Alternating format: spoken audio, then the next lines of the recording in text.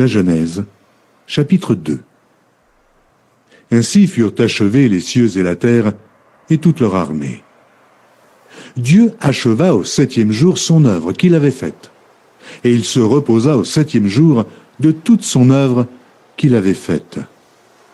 Dieu bénit le 7e jour et il le sanctifia, parce qu'en ce jour, il se reposa de toute son œuvre qu'il avait créée en la faisant. Voici les origines des cieux et de la terre quand ils furent créés.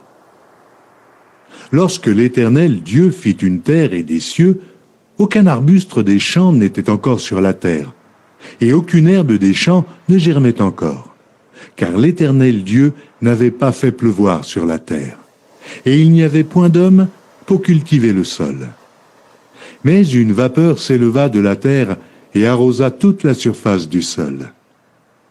L'Éternel Dieu forma l'homme de la poussière de la terre. Il souffla dans ses narines un souffle de vie, et l'homme devint un être vivant. Puis l'Éternel Dieu planta un jardin en Éden du côté de l'Orient, et il y mit l'homme qu'il avait formé. L'Éternel Dieu fit pousser du sol des arbres de toute espèce, agréables à voir et bons à manger, et l'arbre de la vie au milieu du jardin, et l'arbre de la connaissance du bien et du mal. Un fleuve sortait d'Éden pour arroser le jardin, et de là, il se divisait en 4 bras. Le nom du premier est Pichon. C'est celui qui entoure tout le pays de Havila où se trouve l'or. L'or de ce pays est pur. On y trouve aussi le bdolium et la pierre d'onyx. Le nom du second fleuve est Gihon. C'est celui qui entoure tout le pays de Cush. Le nom du troisième est Hidékel. C'est celui qui coule à l'orient de la Syrie. Le 4e fleuve, c'est l'Euphrate. L'Éternel Dieu prit l'homme et le plaça dans le jardin d'Éden pour le cultiver et pour le garder. L'Éternel Dieu donna cet ordre à l'homme. Tu pourras manger de tous les arbres du jardin, mais tu ne mangeras pas de l'arbre de la connaissance du bien et du mal, car le jour où tu en mangeras, tu mourras. L'Éternel Dieu dit, « Il n'est pas bon que l'homme soit seul.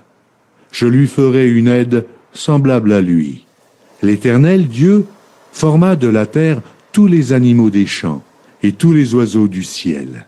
Et il les fit venir vers l'homme pour voir comment il les appellerait, et afin que tout être vivant portât le nom que lui donnerait l'homme.